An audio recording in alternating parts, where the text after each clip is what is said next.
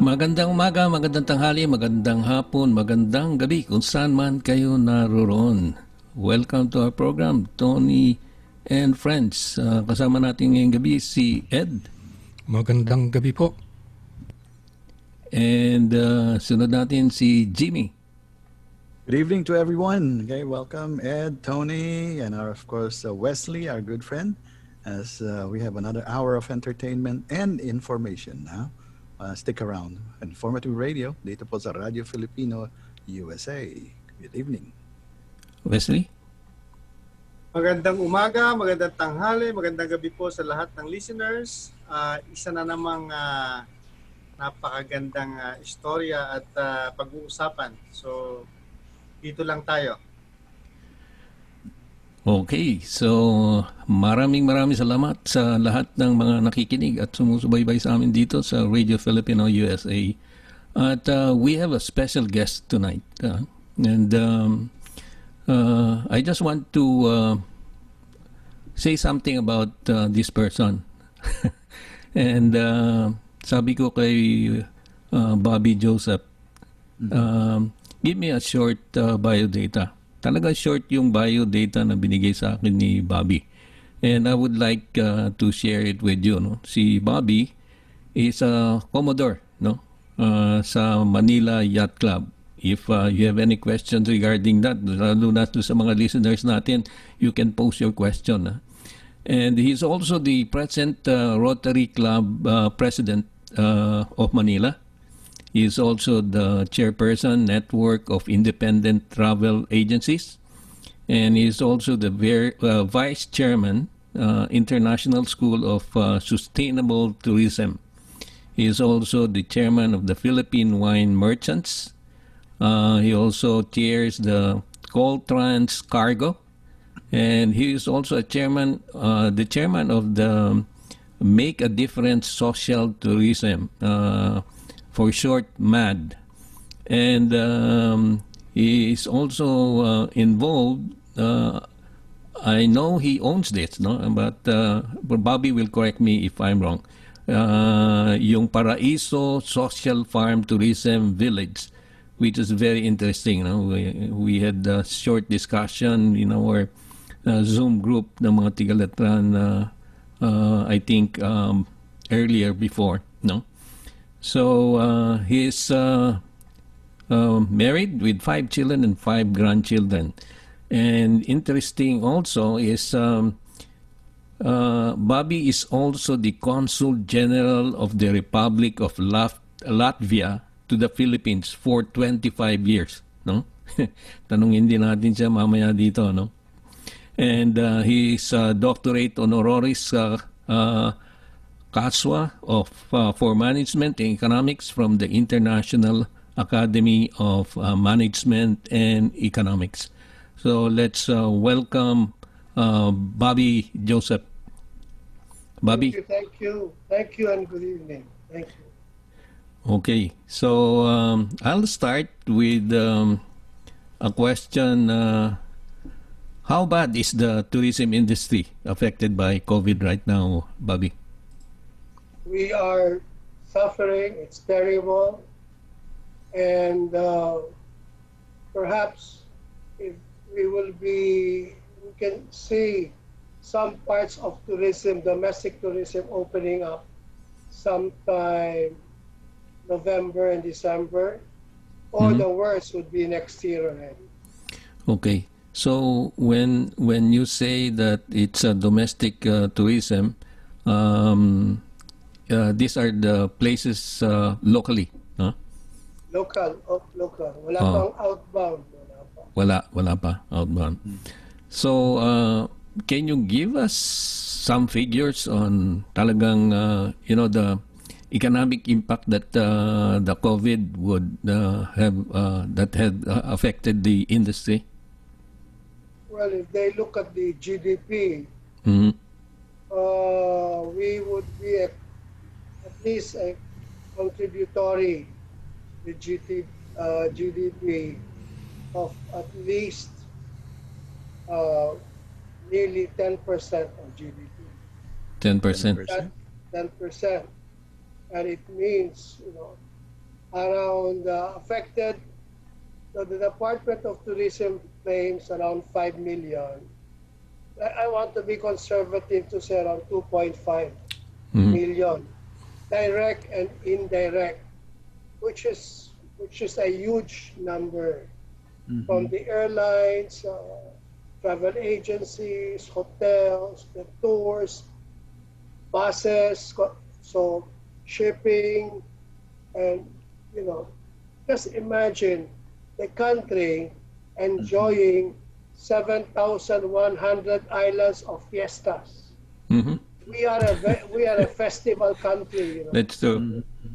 So the domestic tourism would means from Manila to Tagaytay Mhm. on weekends. Mm-hmm. Because we create. So imagine the food and beverage accounts for this. Yeah. Restaurants, bars, hotels. I'm in the distribution of wine business Mhm. since 1975, starting at a small wine shop and up to coming up with supplying all the hotels, restaurants, bars all over the country, supermarkets. Then all of a sudden, this thing has just cut off for several months Mhm. as we have receivables, but we cannot have any collection Mhm. as these places are closed. So it is really dramatic. Some big hotels have closed shop. Mhm. One of them is Peninsula, they closed shop. Mhm. Oh, The yeah. other Manila one is Pen. New World Hotel, which is in Greenbelt 3. Mhm. Things like this. And the manpower. And then you can also say that all the cruise ship lines, people are coming back. So we're having several hundreds of thousands Filipinos without jobs. Mhm. And then so no amount you cannot, because these jobs would mean that's the reason why they went abroad to get their children to go to school. They have to feed the parents and grandparents, medicines, food, groceries, transportation, electricity, water, Yeah. cell phones. The multiplier effect of this is really unimaginable what's happening to our country. Yeah. So, Bobby, how do the ordinary people who are employees? How do they cope nowadays? There has been an outreach program of people given 8,000 pesos by the Social Security.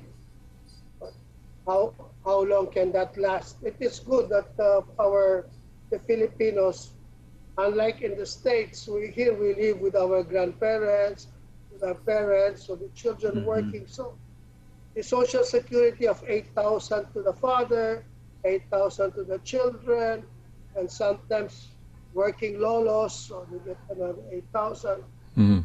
They can cope up. But what about the people who don't get any help? They don't have any work, and they have to rely on their neighbors. Mhm. And sometimes the neighbors can only give so much to share, so they can only eat uh, once a day. See. So, So Bobby, has just there, about, has there any easing up in the closures on the shutdowns recently? well, that's the reason why now government has tried to, especially the Department of Finance, has really been pushing that we cannot afford closing. And we were supposed to close in Metro Manila, but we don't have to close. We cannot close. We cannot afford. We have to find some work. So people are working nowadays. 50% they work half a month. So just to make both ends meet. So things like this. People in my company even sleep in offices, in our offices, because there's no transportation, but they have to work. Special people in accounting, for the receivables, for the payables. they cannot just stop working. So things like this. And it's good that we are still existing. What about companies that close? Where do they go? Yeah. Nowhere. So, That's the issue. Bobby, yung anong sector, no? What sector in the business industry, the small, medium, or large, are more affected by by this pandemic? The micro enterprises, Mm. lalo na yung mga travel agents. Mhm. Ako, I am the chairman of total of around 650 travel agencies all over the country. Went to zero sales. Mhm. So what can they do? We are training them for better skills. Some of them are cooking in the house, to sell food online, things like that. Mhm. So very, very, very difficult. Very difficult.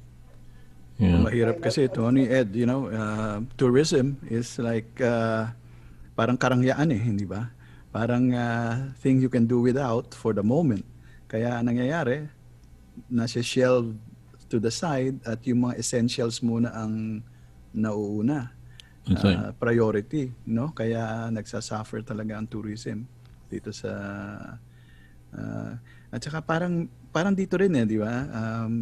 Kahit sa US ganun din Wini-weigh yung business side, open up. Siyempre, everybody would like to open up dahil bago ang lahat, bago matapos ang to open up the economy. Nandun naman on the opposite side yung virus, yung baka makahawa.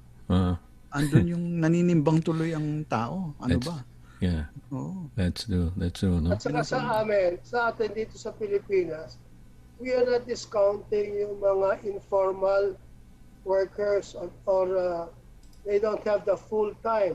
Like example, the gardeners, people in the maintenance, wala ngayon yan. Mhm. So ultimo yung mga security guard, mas marami ngayon kumonte security guard. So paano yung mga tao? Ang entertainer natin, ang events management, ang weddings. Dati kumikita ang tao sa weddings.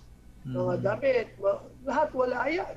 Mhm. Ano yun? Papalo rin kami yung nasa alak, wala naman nainom. Yung iinom ngayon, walang bars, hindi kagaya sa Amerika, bukas ang bar sa Florida, tuloy pa rin kahit papano. Mhm. Pero dito, close, tapos meron tayong distancing. So, sino ngayon papasok, hindi masaya kumain ngayon sa labas. Bukote lang, tapos lahat may shield ka, may ganito, sandali lang, kakain ka, tapos papasok. You are not happy to doing that. So, you might as well just cook at home, simple life, be with family, things like this. The malls, can you imagine that the malls, SM, I talked to the president of SM, wala nang renta, 5% na lang ng turnover mo, nakita mo. Oh. Ay na lang sa kanila. Pero bukas ang aircon ng SM, ganyan. So, Kuryente may lang. security guard, meron maglilinis, may maglilinis ng banyo. Talagang lugi. Talagang lugi sila. Lahat. Talagang ano lang, just to Worldwide. remain alive. Kumbaga, no? Correct. Staying alive. Yun na lang. Bobby, Ganun. maiba ako. You were speaking of your sa wine, dahil yan ang linya mo. Ang wine sa Philippines, imported ba lahat o meron tayong mga local wines na ginagamit? Ano ba ang percentage? When it comes to grape, it is imported. For example, kunyari sa Baguio, meron silang strawberry wine. So meron silang mga wines na malalakas, kagaya tuba, di ba? Parang gano'n. Pero these are all spirits. Kasi if the alcohol content shoots up above 18%, It's it cannot be wine. It's called spirits now. Mhm. That goes up to 40%. So, but lahat yan pinatigil. Mm. Siyempre, because ayaw naman nila, lalo na kunyari, mahirap pare yung mga nasa informal settlers, umiinom sa labas ng tanduay o bawal yun. So, things Yeah. like that. Bobby, yung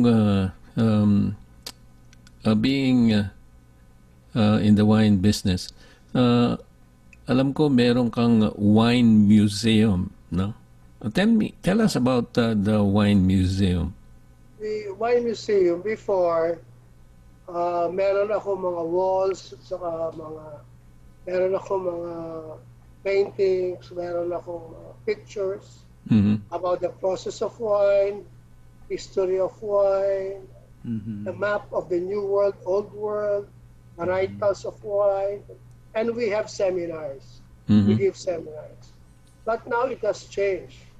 Audiovisual na ngayon, di ba? Wala na yung mga, so you don't see really anything anymore.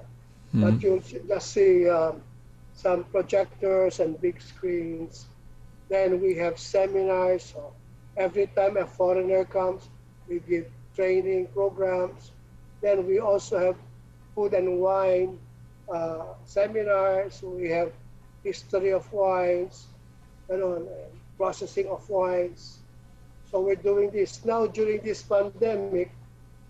What we're doing is my brothers, for around 14, 15 people, we have to send the different kinds of wines or sakes to their homes. And then they can take a seminar on Zoom. Siguradong malamig yung inom nila, so there is an instruction going on, education pa rin. So these are small things. Like, it's hard kasi to give a seminar on wine. Wala ka namang naiinom. Hindi mo naman natitikman. Ang hirap naman doon. Mag-imagine, kagaya ginagawa sa iba. Hindi namin kaya yun. But sometimes we have also some wine seminars that we have now the sensory of sound. Order for you. So ito gawa ng isang anak ko. So there is now the sensory, including the sensory of wine and wines. Yeah. People like it. So, Bobby, sige. go ahead, Jim. No, I was just thinking. In your experience, if you would give us 3 kinds of wine, brands of wine that for you are tops, what would be your top 3? Oh, we don't do that. Oh, we don't do that. Sorry. We don't do that. That's a no-no. Oh, talaga. Oh, okay. Because what we want to find out is what you like. So if you're starting, I'm sure you want something sweet. Ayun. With your wife, something like that.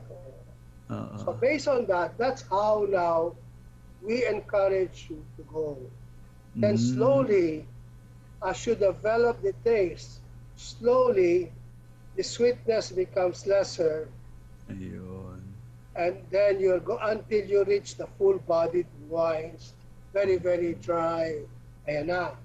So you say you're learning, di ba? Yeah.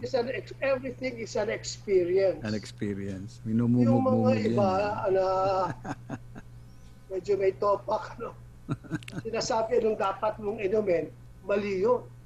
Mali yun. Until you start asking for it. So we have to make it gradual. So it has to be sensory and experiential.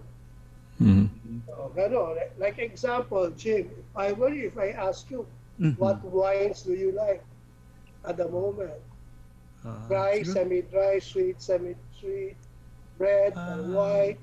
Yun, yung ganon, yung medyo semi-sweet. Hindi naman masyadong sweet. Correct. So I like yung after dinner from wine. there, we will give you a semi-sweet or semi-sec, semi-dry. Or we can give you a fruity wine. Yun. Something that's fruity. or something that you might want that could be sparkling. Diba? Yeah. So it will not be a dry, sparkling wine. Ganun pala. They will give you a medyo sweet, fruity wine. When I Then went we to a go to tour, the price points. Uh-huh. Then we When- ask you for what are your price points. Yeah. Uh-huh. So, and then we ask you also, how do you take the wine? If it's for health, so you have to do it by taking only a glass of wine or 2 red wine a day. Mm. Things A lot like of that. things to consider, no? Uh-huh. Oh, yes. Uh-huh. And then it is you who will tell us what you like. Then from there, we invite people. Example, we have a group of people, we tell you, we suggest, get ilan kayong barkada, example, 5 kayo. O sige, how about sharing a wine? May different kinds. And then, ite-taste nyo ngayon. Yeah. Tapos, anong pulutan na pwede? Mhm. Pwede, you want sausages, cheeses, so, and then Madalas among cheese, yourself, cheese. oh, and then what kind of cheese? Cheese, Diba? iba pa yun, ano? What kind of cheese? Ayun, so, konti-konti. And then, you are asking your friends in the house, oh, how do you like this wine with this kind of cheese? Please share, taking some notes. Oh, these are you. In short, you are learning. You're going through an experience. Experience, it's an education. Diba? And in short, nakatipid ka pa kasi biro nag-share kayo ng bote, konti lang yung di ba? So siguro after a while, you can tell the wife to cook a pasta. Mm. And then you can mix, okay, with this wine, with this pasta na naman. O ano. And then you find out ano yung ingredients ng pasta. May bawang ba yan? Meron may sibuyas ba yan? May pepper, Ayun. kung saan salt yan. Anong sauce ang ginamit nyo? Did you use canned whole tomatoes or did you use fresh? Ganun. So, Wow. after a while, wow, pati yung pasta, kaya-kaya mo na. Tapos, was it buttery? Did you put butter in the pasta or something? What did you mix or so? So, na pati yung pasta, tinatanong mo na sa misis mo kung paano. She joined na, tapos you can ask for her comment. By the time you know it, you've enjoyed 2-3 hours Mm-hmm. Yeah. of That's true. learning. Mm-hmm. So, That Diba, ano? yeah. Yeah, iba talaga. You know, it's wine talaga you become sophisticated, no? Hindi basta. Yung paghawak lang ng baso, tuturo na. Right. Paano mag-swirl. Right. Yung mga iba, paakyat baba, naloloko kami. Teka muna, hindi ganyan pag-swirl. hindi. Diba? Kailangan, may Parang sophisticated. paikot. Sometimes, we can even demo one time a show. We can put it on the table and then we move the glass. Mm-hmm. Circular. Mm-hmm. There is a control. And then, why is the glass may stem?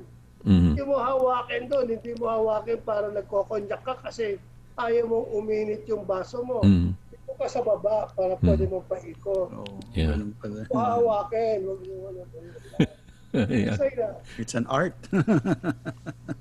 Correct. But that is what is fun. So much fun for that. Mm-hmm. Yeah, it's fun. So Bobby, how is let's say, lalo na ngayon nga, na nobody is going to the bars, how about the online business when it comes to wine? Ano ba yon? Feasible ba yan? Yeah, we started for deliveries online.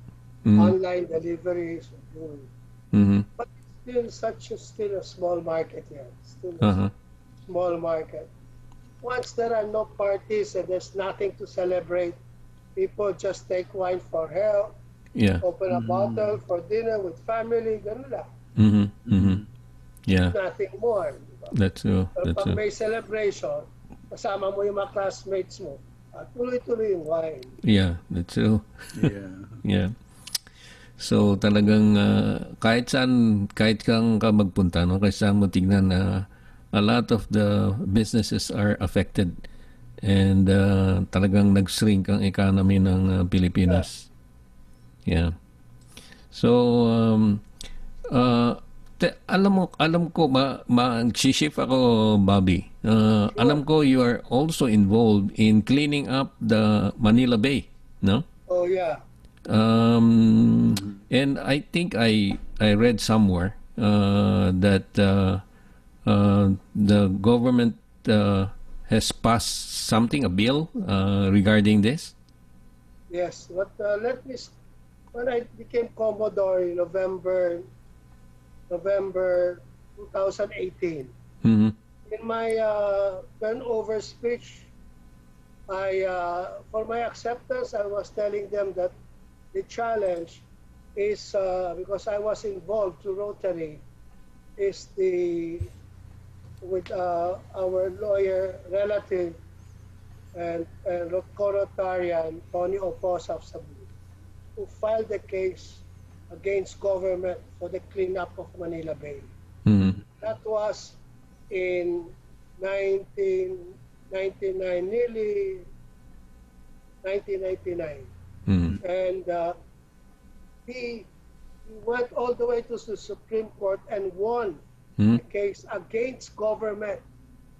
And it was a mandamus issued by the Supreme Court mandating the 13 government agencies led by the DNR to clean up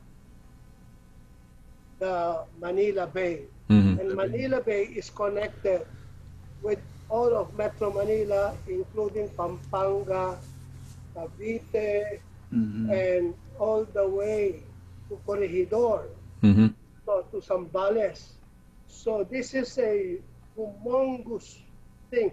The Laguna de Bay Mm-hmm. that goes to the Pasig River, from the Pasig River that goes to the bay, from Bulacan that goes to the bay.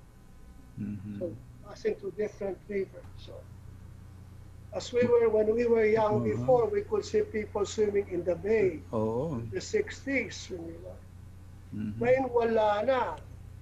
Iba na Talagang kulay ng sobra. ilog eh. No? Yung coliform level sa harapan ng Manila Yacht Club is 1.1 billion coliforms. A normal is below 200. Mm-hmm. Ito billion. Mm-hmm. 1 billion 100 million. So Anong kadumi? mm-hmm. Madumi. So what I did, since there was a mandamus that was given 2008, from 2008 to 2018, wala nangyari. Mm-hmm. Inisnab ang Supreme Court, pare. Inisnab. So ako naman, what I did, I said, I'm ready to spend money for 1 to 2 years as Commodore. And my advocacy is to save Manila Bay. Mm-hmm. And the money, personal funds that I would have, I will use it to call on to media to call the attention of government. Mm-hmm. And with so doing, this is what happened. Mm-hmm. So on November, I started. December dumating. Lo and behold, and what I did, ang media bits ko, hindi sa akin talking. All that will come out, I went to the columnists, to the editors to talk about it. Mm-hmm. And my plight on the cleanup, calling the attention. Lo and behold, a miracle happened. So I started November 17, 2018. December 15, 2018, sumagot si Secretary Roy Simato, taking the challenge of making this mandamus a challenge to him. to be his last battle. This general, a highly decorated, very honest, clean general. Tapang ito. Naging ambassador ito. Lahat basta pag may problema, ginagamit. Naging ambassador ito nung panahon ni GMA. Came to be a very outstanding governor, ambassador in the Middle East para tulungan ng mga, basta ito tumutulong palagi. He took the challenge. By December, I heard about it, sa dyaryo, but syempre, vacation time na, Pasko na eh. I met him January 11. January 12, I told him, January 11, sir, would you want to take my small yacht to go around the Bay Area to see the outflow? Pagdating kasama na yung mga Marines, kinukuha yung mga outflow. Pero sila para i-measure at dinala nila sa DNR to check. January 17, meeting, strategic planning na, implementation na. All 13 government agency plus the Department of Tourism kasama na. That was already January 17. On January 27, 6,000 people lumakad from the Quirino Grandstand promoting the cleanup. And last few days ago was the inauguration. I have it on video. I was not able to send it. And I was there as Commodore. They have connected the 3 outlets from the U.S. Embassy to Manila Yacht Club. And they put up a sewage treatment plant that can handle up to 2 million liters that they can process of waste liquid and turn it into water, into clean water to the sewage treatment plant, all paid for by government. And this is the first step. So, inimbita ko pa rin ni Sekretaryo, doon mismo, katabi ko siya. Pero mo, ano nangyari? Pinakita ko pa rin na walang kailangan ng pera. Catalyst lang, to be a catalyst. To be a spark plug. And it can create. So when you go to do an outreach program, don't think it's only the private sector. You have to bring in government for sustainability. Marami tingin sa akin, loko-loko pare. Kasi sa left-hand cheerleader ako eh. Yeah. Ang ginawa ko lang dito, nag-cheerleading lang ako sa media. Calling the attention of government to come and help and implement. Pare na, alam mo, I would thank the President of the Republic who took also the challenge and instructed Roy Semato to do so. And put in 40 million pesos, billion, because the biggest contributor to sustain this, the biggest contributor are the informal settlers. How do you transfer them? How do you manage? And also the education that would have to come in. And this will last for 6 years because so many sewage treatment plants in Las Piñas and Cavite will come out. And now the government sector, Ramon Ang, dyan sa Pulyahan River, will spend 1 billion pesos on SM funds to clean, for San Miguel, to clean up these rivers. Something is going on also on Chinatown. So hindi lang government, ngayon mga private sector. Kasi kulang ang trabaho ng Maynila at Manila dyan. So ito na, the miracle has started. That's the story. Yeah. Of Manila Bay.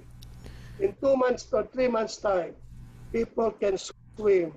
The poor people can swim in Manila Bay. Between the U.S. Embassy and the Manila Yacht Club. 1.5 kilometer yan. Pwede mag-swimming. So, ang problema, Bobby, no? Yung nga, sustainability sinabi mo. But people should also be disciplined, no? Not to throw waste dyan sa Manila Bay because nakita ko yung hinakot yung talagang waste doon. Grabe. It was, ang hinakot ng gobyerno sa loob lang ng Manila Bay is 4.3 million tons of waste. At yung kinuha sa US Embassy, sa may Padre Faura, itong area na ito, kasi waste comes from hospitals, not only the informal settlers, including all the buildings. Ngayon, pinaglalagay na ng mga sewage treatment plants yan. Umagalaw na. Pero mga training sa local government, pumasok ang DILG. Ang public works, ang pumasok ng magpagawa ng sewage treatment plant. So marami nang gumagalaw, hindi lang ang DNR. So ito talaga, this is a battle of Manila Bay. And there will be a cleanup, 6-year term, nakaplano. So pag may bumalik na bagong presidente, tuloy pa rin because we will be working with the DNR because this is a law. This is a mandated law. So hindi pwedeng umatras ngayon. Too bad pare the former presidents hindi nila pinabayaan nila despite the law. Pero talaga, tamo, there should be an awareness. Ano lang contribution ko lang dito? Just being the catalyst. Lahat gumagalaw na. Problema nga kasi, bukod sa paglilinis, hindi ba Tony Wesley? Bukod sa paglilinis, yung continuous influx ng sewage sa ilog, hindi ba? Ngayon, kung kagaya niyan, there should be a law na lahat ng sewage na i-dump nila sa river o sa Manila Bay, dadaan muna sa planta para linisin, di ba? Yung problema, linis tayo ng linis. Dump naman sila ng dump ng mga toxic sewage at lahat. E di, paglingon natin, ganun na naman, di ba? So hopefully everyone follows the law, di ba? Correct. Yung mga barko. Pero hindi kasi pwedeng ma-follow yung law kung wala kang sewage treatment plant. Ayun ang importante. Kasi paano mo hahayaan yung tao? Ay yung mga nasa restaurant. Ngayon persado, mga restaurants na close. So lahat yung mga buildings sa may reclamation, nalagay na mga tuloy-tuloy, very strict na sila. Tamo ngayon, nahuhuli yung mga naglalagay. Ayun, wala silang kita ngayon. Kasi stricto ito. Kasi it takes only one person to start na makita ng tao na totoo siya. Hindi siya magnanakaw kasi pag magnanakaw, shortcut na lahat na naman. Gano'n. Yun ang importante na meron talagang disiplina. Ang hirap kumuha ng disiplina kung walang bantay, hindi ba? Jaywalking. Hindi mo babantayan yan. Hindi mo ifa-fine. Gagawa ang mga tao. Tamo yung mga Pilipino, pagdating sa Amerika, dito mga kung saan lang ginagawa nyo, abusado rin kayo. Pero pagdating sa Amerika, sumusunod kayo. Tamo bakit? Sumusunod sa pila. Sumusunod sa pila dito, balik pa rin, dumating dito, nagja-jaywalking. Bakit? Dapat nating tingnan. Pag may nanghuhuli pala, susunod pala, kaya pala. Di ba? Dito, kumukuha kayo ng fake na lisensya. Pagdating sa Amerika, lulusot ba kayo? Siguro 6 months, 1 year. Pero pagkatapos, wala, examine kayo. Hindi pwede yan. Magandang proyekto yan. Talagang, Tony, Ed, Wesley, darating ang panahon siguro in a few years, pag uwi natin, magsiswimming tayo sa Manila Bay, ha? Yeah. Sa Ilog Pasig. Hindi, pag inimbita ko Taliwa kayo ng sa yacht tubig. club, Ayan, dati sa yacht club, ang baho pare. Mhm. Ah, Yeah. Natanggal yun. natanggal. Oh, it's Sobra. good. No? Mhm. So Malaki ngayon, nagawa. gaganda pa kasi ang coliform level as of last week was 700. Mhm. Now, paano dumami? Biro mo, si Mayor Yeba, kilala Villegas. natin si Yeba Villegas. Antonio Villegas. So, alam mo, medyo clubbing yan eh. Pumasok pare, dala-dala yung mga pulis sa Manila Yacht Club. Nakikilandian doon. Siyempre nagulat yung mga member. Tinanggal siya. Dinagalit. Alam mo ginawa? Yung sewer, wala pang STP noon. Yung galing sa Manila Zoo. In-instruct niya na lalabas sa loob ng yacht club. So lahat ang dumi ng animal, lahat pumunta roon pare. Since 1960, imagine hanggang umabot ng the year 2000. Uh-huh. 2,200. Ilan yung evac yun at pare kung ano-anong napunta ron. Pati hospital, Alleged. pati yan. Hindi natin alam. Ayun, talagang alam mo, ang una nung 60 hindi pa halata kasi malinis pa. And through the years, ayan na. Mhm. Bobby, pag madumi ang ilog, yung bang hélice ng mga yate, epektado, nahihirapang pumihit. Kung mga evac lang yun, okay lang yun. Ang problema yung plastic. O yung mga dahon, tsaka yung mga twigs, di ba? O kaya whatever hard object. Plastic. Yan, plastic, di ba? Pag yun ang pasok ng plastic, pumasok sa hélice yan, mahihirapan. Hindi yung hélice, yung suction. Yun, oo. Yung suction. Kasi meron tayo mga generator dyan. Hindi ba na gumagalaw sa yate. Pag pumasok yung parang wasak ang makina. Ayun, oo. Wasak yan. Ayun, oo, magbabara. Tama, oo. Parado. Tamo ngayon, sa Pasig River, yung plastic, lahat nila nag-attempt na maglagay dyan ng bangka na papuntang Pasig River. Around the Pasig, ang dami mga informal settlers. Yung mga nasa ilalim pa rin ng tulay. Yan, oo. Madaan lahat yun. Ang informal settlers natin sa Metro Manila, 80,000. Ang palikuran nila siguro yung lang ilog, ano? Di ba? Doon lang yun. Kagaya doon sa may pier, merong mga 20,000 doon. Pamilya. Pero mo yun. Doon na sila pag-e-evac pare sa dagat araw-araw. Ngayon, kung makita mo ang Metro Manila, ito pala yung mga kinukuha ng yung nagsasak sa atin, yung naglilinis? May pangalan. Excavation, malabanan. Oo, excavation. Pagkuha yun pare, tinatapon sa gabi, sa ilog din, ganun din. So, papuntang Manila Bay. So, yun ang recycling natin. Pabalik lang ng pabalik. Yun ang recycling natin. Tamo ngayon, ikot lang. Ang Maynila at Manila, ang kumukuha ng sa inyo, sa mga bahay, kinukuha na at diretso na sa sewage treatment na. Maganda. Yan. So, sana maging successful yan. Merong nangyayari. May nangyayari na yan. Oo. Yan. Bobby, nung nilinis yung, ano nga yung beach? Yung popular na beach natin? Yung Boracay. Di ba? Isinara. Kasi may kaklase akong manager ng isang hotel dyan. 4 months, wala siyang trabaho dahil sinara yung buong beach. Lumampas. Umabot na 1 taon. Yun, kasi okay. Nalinis yung likod, yung harapan. Paano yung likod?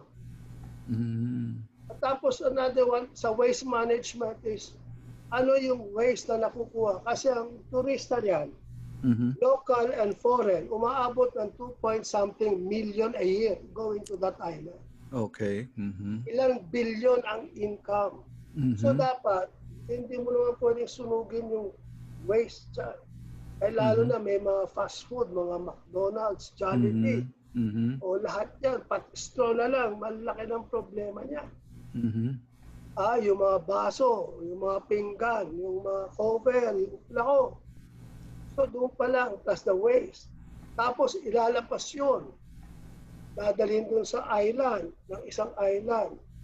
Sa doon Mhm. naman, so it's a huge Mhm. problem. But it is a good problem because you can develop now recycled waste to energy. Ayun. Ayun, Waste to oo. energy. So meron na. So Mhm. alam mo, meron mga businessman na talaga pupunta na sa Pilipinas at makita ito. At lalo na sa Cavite, napakalaki ng Cavite. Kung Mhm. pumasok ang waste to energy dyan, may papasok from Spain, ganyan. So it's only knowing that there is good governance. Because if there is good governance, Yes. business opportunities will come more to the Philippines. Mhm. Education ang kailangan, no? So, mga, Sir Bobby, okay. Mm. meron ba tayong mga programa sa mga informal settlers? Kasi habang nandyan yung mga tao, kahit nililinis natin yan, babalik at babalik ulit tayo dun kung anong kadumi yung ating ilog. Alam mo, ang problema ng informal settlers Mhm. is local politics. Kung si Mayor magpapasok ng informal settler doon, lahat yan magiging botante niya. Mhm. Mhm. You know, you have to look at from that point of view. Di ba? So ngayon, ang gagawin, kagaya dyan sa Bacoor, pagpunta mo ng Cavite, makita mo, ang dami-daming informal settlers. Mhm. Sa Pilipinas, kung yung mahirap, nasa harapan ng mga waterfronts. Di ba? Sa Amerika, dyan ang Beachfront. mahal yan, hindi ba? Di ba? So makikita mo lang ang diferensya. Pero may solusyon. Ang solusyon, yung mga iba yan, pare-reclaim mo ang mga businessman para magtayo ng low-rise at high-rise condominium housing. Mahal ang lupa. Pag nagmahal ang lupa, merong pera para itayo ng mga 4-story, 5 stories sa mga informal settlers. Yun. Tapos sila naman ite-train mo para magtrabaho sa mga people who are occupying this condominium. So meron kang cost benefit, may kita, bibigyan sila ng oportunidad ng eskwela. So dapat ang tingin mo rito, macro, hindi isa-isa, hindi myopic. Mhm. Ano Saka kung hindi mo sila pwedeng sisihin. Mhm. Dapat government, private sector, business people getting together to come up with a master plan.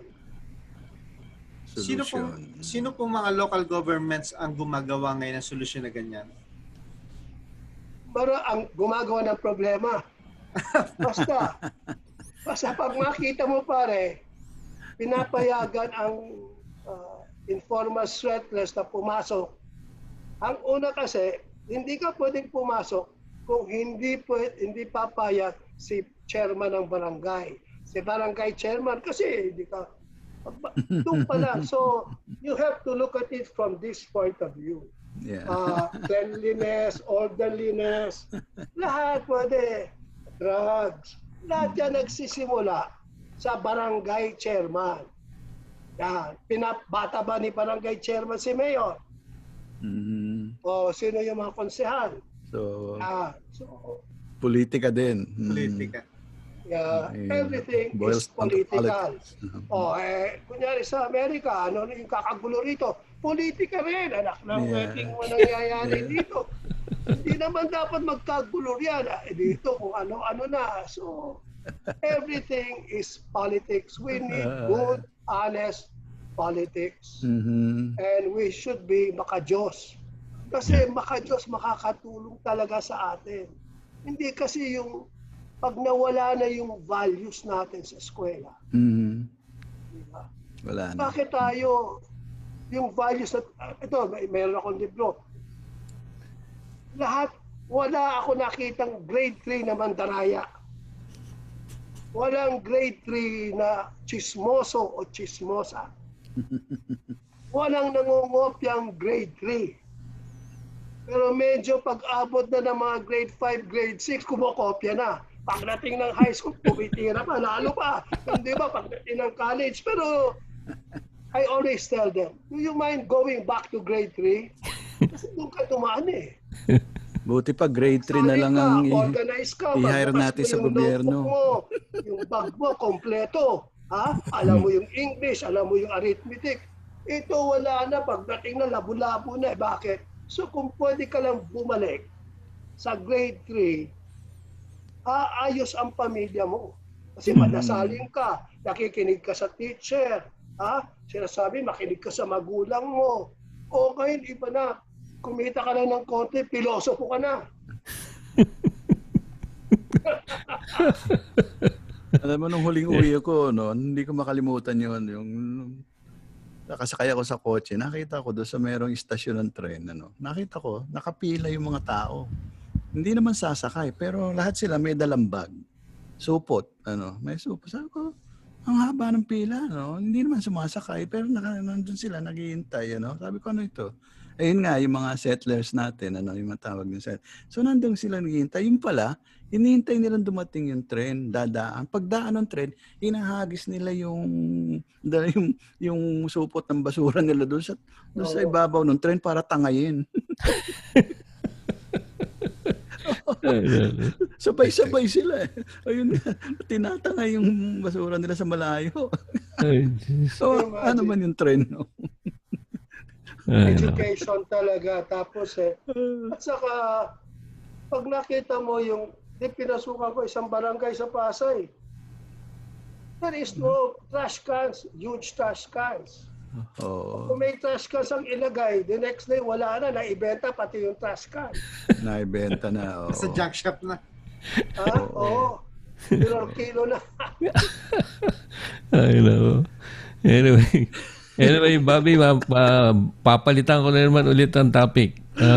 Tell us some things about yung Paraiso Social Farm Tourism Village. Paraiso Social Farm Tourism was organized by my compadre, Tony Meloto, the well-known guy of Gawad Kalinga. Mm-hmm. His philosophy is you can get the richness coming from the poor. Mm-hmm. By appreciating the poor and working with the poor, you will see the richness. And like I'm saying, everybody, Filipino, whether poor or rich, at least rich is still grade 3. Mm-hmm. So meron silang mga basic values. And with them, they develop their skills in the farm, their attitude, and so on. But they need people to come to understand them. And the only way we can do is for them not to come to the cities, but to help them in their farm. And by seeing to it, by helping them, and even in their education. Like example, we have till free college, university, libreng education. Pero yung pamasahe, ang pagbaon, wala sila. So, ginagawa namin, either tinutulungan namin silang kumita, at paano yung simple lang. Bumili ka ng 800 square meters, 2 milyon ngayon. Dati mas mura. In a farm, 800. 20% of that, pwede ka magtayo ng bahay. Pwedeng 2-story. 20% of 800, 160. Malaki na yan kung up and down. Pangalawa, babayad ka ng 3,000 sa kada farmer who will plant every time your plot of land. And he gets 30% out of that. But you pay him 3,000 a month. But he manages 4 plots. So 3 times 4, he gets 12,000. Plus, he gets a benefit of 30% from the produce. So in short, he makes more than 15,000. Free housing. Tapos, the people who buy the land will adopt the children. 1,500 to 2,000 a month to go to school hanggang matapos. Kasi libre school na eh. So now, people are now coming to help, to cooperate and help. Ayaw mo, mahirap magkaroon ng farm kasi may headache. Ito iba na. Papasok ka na lang, farm mo na.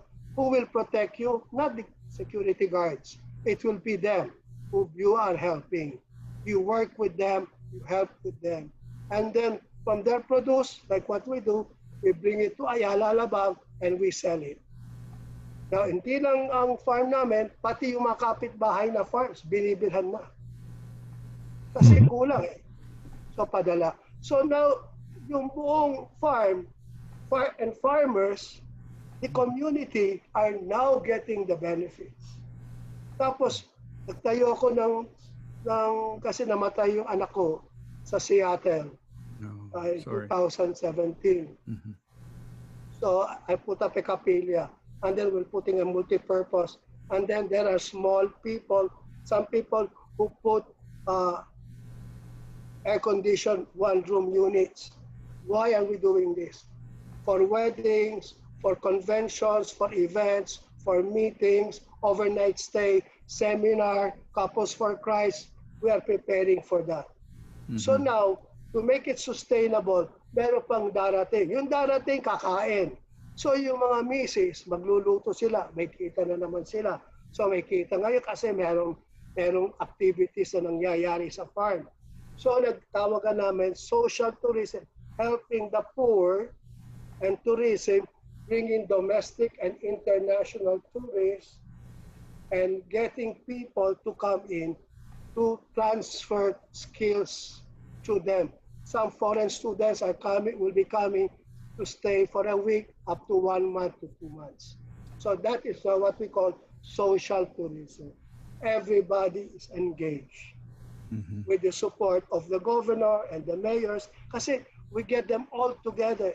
Because of that, tinayo na pa rin yung dating bako-bakong semento way. Ngayon pa rin sementado na. So things like this, you get community together. That's good. How long has this been implemented, Bobby? It's been there already for more than 5 years. That's good. And now, nabili pa yung mga kapitbahay kasi meron mga gusto sumama. Mabili.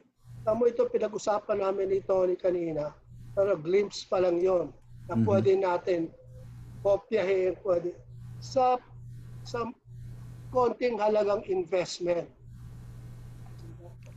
Bakit ka pupunta sa syudad kung pwede ka sa Batangas pa lang, may farm ka na, ihaw ron. Pare, yung lechon mo, pare, hindi nakakulong.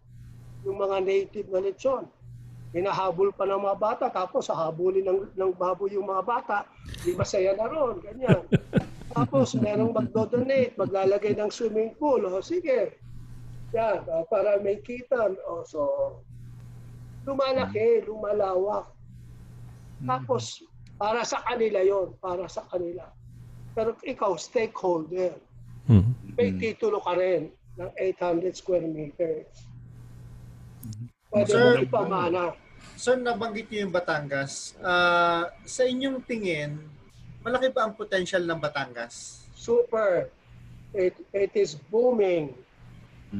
Batangas is booming. Time to buy property. May 300, may 500. Pero sa iba, malayo-layo, 100, okay pa. 50, bilhin. Growth area yan kasi nariyan ang pier. The international port will move to Batangas. Batangas City. Yan. Inevitable na yan. May plano pa nga na si Governor Bandaras, kasi kasama ko yan Opus Dei yan. Ako co-operator ako ng Opus Dei. So, pinikwento yan. Masyadong malinis na tao yan. Tamo, ang daming itutulong, maglalagay ng bonds para maglagay ng train na from the pier para ipapunta ngayon ng Santa Rosa. Diyan na ang distribution ng mga warehouse, diyan ang mga malalaking mga foreign companies. Meron tayong mga light industries. So kailangan nila, kung kukunin mo pa yung train o truck doon pa sa Maynila, bago punta ng Batangas, ang dami ng traffic. Pero pag nagalaw mo ron, doon ngayon gagalaw. Tapos from there, malapit na naman ang airport. Baka maglagay ang Cavite ng airport sa Sangli. So titignan mo, ano ba yung master plan? Ano ba na nangyayari sa ating bayan? Yun ang importante.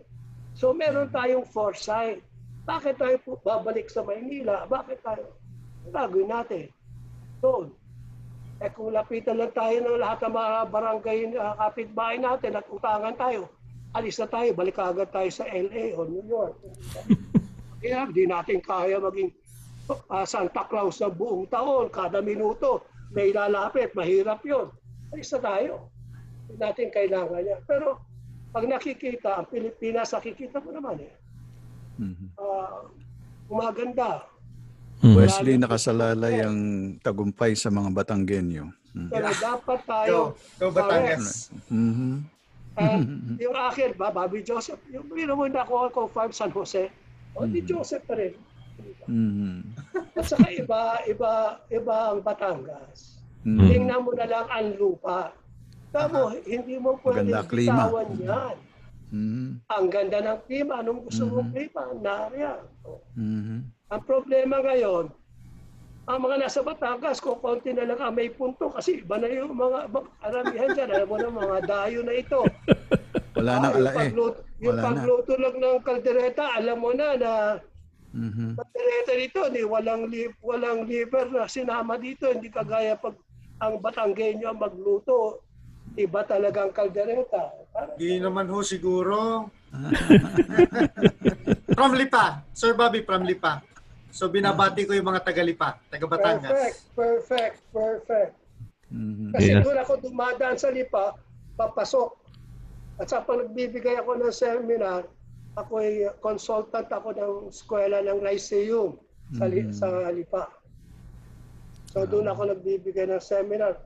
Meron akong mga tourism educators dyan. Madalas kami nagseseminar siya. Ang ginagawa namin ay tinuturo namin yung totoo, yung skills ng being in the airline manager, being in the hotel, resorts. Tinuturo namin yan. Hindi mga theory. Ano ba nangyayari? Ano ang expectation? Anong kailangan namin ng mga empleyado? Ano yung mga attitude nila? Ano mga values nila? Parang gano'n. Kasi ang nawala sa atin, pati sa Amerika, yung values, positive attitude. Talaga masyado negative. Nagiging war freak. Kung ano na, ang daming nasisira ng ulo. Ayun na, nasa halo-halo na yung mga drugs. So, gulo na. Mag-iiwanan tayo ng mga ibang, Bobby, na pag-iiwanan tayo ng ibang lahi. You know, mga Koreano, mga Hapon, you know. Their work ethics is something to be envied, di ba? Dapat yun ang makuha natin. Masisipag naman tayo mga Pilipino kung talagang siseryosohin lang ang trabaho. Hindi. Ang problema natin, masyado tayong matalino. Naso-shortcut. Lahat boss eh. Oo, lahat boss. Tamo, pagdating lahat boss, ako naman, servant. Servant leader na lang ako. Serve na lang natin sila, okay lang. Actually, it's a good idea. Treat them all like bosses. You know, if you're in the hospitality industry, it's the caring heart that is the most important. Ayun, hindi yung panloloko na maging taxi driver pagdating ng airport, magbibigay ng sad story na masama ang bayan. Sinabi dun sa turista, naawa yung tao, naglabas ng 1,000. Tapos sabi pa ng taxi driver, kulang pa, gawin mo ng 2. Di ba? All the pa nangyari. Ang ganda ng word of the day natin, caring heart is the most important. Ang galing. Galing. Yeah. Your Excellency, Bobby. Basta pa tayo na isang oras. With all the improvement and the progress happening in the Philippines right now, has the government made any efforts to entice the Filipino American retirees to go back to the Philippines? We have the retirement program. The retirement program came during the time of Secretary Aspiras. At saka nagkaroon rin ng balik scientist. Pero yung mga pinsan ko na sa Amerika bumalik. But you see, the problem is the ties between the family that you're living in the States and you are now moving to the Philippines. And especially if your children are already too Americanized and affluent. So there is already something wrong. So you have to consider coming to the Philippines, example, during winter time, when you have the sun and the sand, and then, you have your barbecue, and once you take your photos, maraming naiingit sa'yo kasi pulang-pulang chicks mo, di ba? Di ba? Naka-short pants ka, cool na cool, di ba? Ganon. So, ito yung kinaiingitan doon sa Amerika. Okay. So, why don't you do a planning of both worlds? Half a year and half a year. Because you also remember, until the hospitals, kasi yung insurance companies, hindi pa nila gusto i-accredit dito kasi gusto nila dun sa Amerika pa lang. Pero once they start accrediting for the hospitals, then you will see more retirees moving to the Philippines. So you see me, every time I see things, I look at it holistically. Second, if you're a retiree, you don't want to be in the province. You want to be where the action is. You want to be in Makati, so and so, that you can walk around like what you're used to, and having more fun because you can go to the different restaurants, you can go watch a movie, things like that. You know that the hospital is near, the airport is near. These are the things that I would like to find out what will be more fun. Going to the church, seeing my relatives and friends, where are they? Ganon. Kasi dati nung nagkaroon ng retirement, inalaw nila pare sa malayo, sa beach.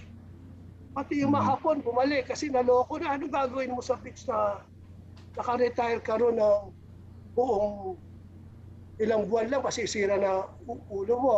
Unless nasa Boracay ka, may business ka, may ganito. You have to keep a retiree active.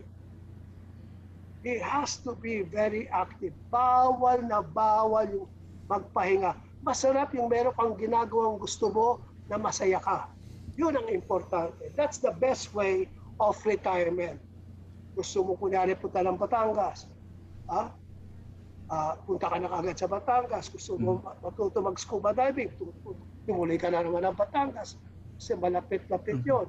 So, Bobby, as far as foreign investors, kasi ang hinahanap kasi ng mga foreign investors is stability. Stability in our government, stability in our political scenario. So have we attained that in a way that we can attract more foreign investors? Actually, pag nagkaroon pa rin ng maraming foreign investors, kawawa mga Pilipino. Di ba? Dahan-dahan ang tingin dyan, konti-konti. Kung yung foreign investor, hayaan mo ng lupa, binili lahat ang bahay sa Dasmariñas, Forbes. Tapos sana tayo tinapon, pare, sa Lajangas, doon ka na magtayo. Kasi wala kang Pilipino ka, wala kang karapatan. Kami ang tayuhan, kami ang may pera. Ikaw, barya ka lang. Hindi ganon. Sa Australia, kung ikaw ang tayuhan, bibili ka ng bagong bahay. Hindi ka pwedeng bumili na second hand. Tamo, there are some regulations. Example, don't think that pwede kang bumili ng lupa pare sa Singapore, hindi ka, sa Malaysia, sa Thailand. Hindi ka pwedeng bumili ng lupa Sa Korea, hindi ka pwedeng bumili ng lupa. Tama yung sinasabi nila, ang importante, kikita ba ang dayuhan sa Pilipinas? O, pwede. Saan sila pupunta? Economic zone. O, di doon sila. Kasi tax-free, mas simple. So, you have to make it easier for the foreigners. Are there some? Yes, but we have. Like example, may foreigners sa mining. Eh, yung ginto natin, pare, yung mga silver, mga ganito, pinalabas nila, nakasakay helicopter, pinalalabas nila. Ang ibig sabihin, tapos bababuyin nila yung environment. Pagkatapos ng mining, aalis na sila. In short, we need responsible business people. And it takes time. Kasi meron rin kasi mga uneducated na local government. Pagdating ng dayuhan, pinahihirapan, kikikilin, hihingi ng ganito, papabayad ng ganito, papapakain. Everything should come with the proper education. Yun nga, How kaya come? natatakot sila. Kaya natatakot How come? mag-invest. Diba? Kung totoo sinasabi mo, bakit lumaki ang reclamation? Bakit nagkaroon ng Fort Bonifacio? Bakit nagkaroon na ng isa ng mga buildings sa Southwood, sa Alabang? Bakit? May foreign components yan. Maraming, ang una kasing foreign na darating ay ang Pilipino balikbayan na meron ng mga passport. Ay marami nang nag-i-invest dyan. Pag nakita ng dayuhan na nag-i-invest yung Pilipino, sumasabay sila. That's good. Makikita mo yung stock market, umaakyat kasi pa-qualify mo. Anong klaseng foreign investor? Kumuha ka ng foreign investor na naglagay ng bar sa beach na 75-year-old na lasenggo. Yun lang. Hindi foreign investment yun. No, I mean a bigger scale. You know, let's say is somebody who would a foreign investor who would open up a factory para magkaroon ng trabaho, di ba? Let's say Ford opens up a plant in the Philippines to open up manufacturing, di ba? There is one plant already. That's an example. Ford, Toyota. So the vehicles are there. In construction, you will see a lot, especially the Chinese. Who are really, kasi the ones who are investing, hindi mga puti pare, mga Asian, Singaporeans. Diyan sila pumapasok. Yung mga malapit sa atin, hindi mo kasi sila makikita. Kasi kala mo, local Chinese yung kausap mo. Unless magsalita. Kasi ang bilis nila mag-aral ng Tagalog eh. Kala mo, pero sila pare, grabe ang investment na pumasok. Ang problema, maraming Pilipino ayaw yun. Kasi nangyayari pare, yung foreign investor, pati laborer, foreign din. Siyempre. Tapos, lahat ng materials kasi ngayon, binibili sa China. Gusto mo ng pintuan, lababo, lahat ng isipin mo, bibilhin doon. So, nag-iisip ko yung Pilipino, teka muna, yung mga GI sheets natin, natatalo tayo, yung mga long span natin, yung ganito, ganyan. Ang kailangan kunyari natin, meron tayo, dapat yung kagaya yung panahon ni Marcos, maglagay ng factory Pilipino.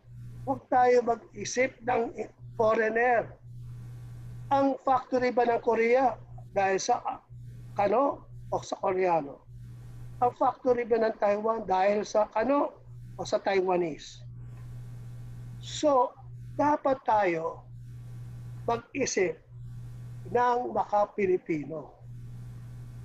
Yun ang importante. Kasi may kapital na yung mga Pilipino, may kapital na, kumikita na yun. Marami ng bilyonaryong Pilipino. So, ayun ang dapat mag-invest, tuloy mag-invest. Huwag nilang yariin ang Filipino na yumayaman. Ang problema, maraming maiinggit, yayariin, gagawin ito, iahasa sa politika.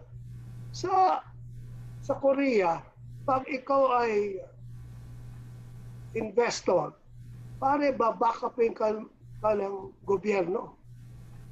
Hassle-free. Kung meron nilang hihingi ng pera sa'yo, ikwento mo, pare, huhuliin yan, ikukulong ka agad. Yun ang kailangan natin. Let us support and develop local industries. Pag lumago ang local industries natin ay pupunta ngayon sa abroad. At ang mga dayuhan pupunta rin sa atin. Kasi pag alam kumikita, alam mo meron tayong mga foreign investor pero pare, ang investment lang nila walang isang buwan. Ang pasok bilyon-bilyon. Bibili pare sa stock market. Pag kumita tapos sabay at last konti-konti benta na ilabas na yung pera. So we have to qualify sino ang gusto natin ipasok. Na makikinabang ang Pilipinas, hindi lang sila. Alright. Ed, siguro batiin natin lahat ng mga sumabaybay sa atin, lalo ni mga classmates namin ni Bobby. Okay. Si Johnny Ong Kapin, nandyan. Si Nora Candelaria Marasigan, Jimmy Manipis, Ray Santiago, Mandy Canoy Angeles, Evelyn Turano, Betro Hasmapote, Emelita Dayaw, Maria Regina Serenas, Joey Custodio, Freddy Ison, Ronald Rivera, David C., Anthony Borsi. Wells Cargo, nandiyan nga pala. Si Nicky Domingo, Perla Mangali, at si Neil Jose, Manny Sembrano, sino ba? I think si Eddie Cantindig Jr. Nandiyan din siya. Eddie K. Eddie Cantindig. Sabi ni Nicky Domingo, andyan din si Andy Francisco, Boy Malilay, and Johnny Angkapin. Yan. Okay. So, Bobby, nako, alam ko pagod ka na. Ha? But it's so nice, so very informative lahat. I'm sure a lot of our listeners ay medyo maraming na-inspire, napulot, na information, no? And some of them, no, palagay ko now maraming mga nasa retirement stage na, no? And that's a very good insight that you have given to guide them, no? To guide them where to retire, where to put their money, no? Ganon. So, we would like to thank you so much, Bobby, no? Kulang ang isang oras at kalahati, eh. But maybe we will have future opportunities to be with you again, ha, Bobby? Sumobra. Tapos pala tayo. Sa Batangas lang, kulang pa. Pupunta pa ng Batangas si Sir Bobby. Yeah. Every week. Every week. Yeah. Every week. Bobby is a very busy person, no? Kaya minsan talagang tiyempo lang tayo na ano natin na kuha natin siya buti na lang pandemic ngayon, ha? Kung hindi mo makikita yan. hindi mo makagilap yan si Bobby. Ay nako. So anyway, maraming salamat, Bobby, no? And Maraming salamat. Thank you so much. And I'm sure a lot of our listeners benefited from the all the things that you mentioned, and yung mga prospects and everything. And mag-umpisa na tayo magpaalam. Umpisa natin kay Ed. Okay, thank you so much, Bobby, for being a part of our show today or tonight. It's been an enlightening evening. Thank you, Ed. Jimmy? Thank you, Jimmy. You're welcome. On behalf of Tony, Ed, and Wesley, Bobby, thank you very much for the information you shared. Hope we could talk again. And sa aming mga listeners, sana may Sure. kinapulutan nyo ng magandang impormasyon itong nakaraang hour and a half. Hanggang sa susunod po, isang magandang araw sa inyong lahat. Okay, thank you. Wesley? Sa mga nakinig po, salamat po sa pagsubaybay nyo. At mabuhay kayo, Sir Bobby. Thank you. Mabuhay kayo. Not kayo. Alam Mabuhay niyo si- tayo. Mabuhay Alam tayo. Alam niyo si Bobby, kaya very active yan. High school kami, cheerleader yan sa Letran. No? Kaya makita mo, ano yan yung hindi umihinto. Full of energy, no? Yeah. Full of energy. Yeah, full of energy. And nako, kami parating in touch kami. Every Saturday meron kaming mga Zoom meeting. And we look forward every weekend to see each other in that forum. Yan.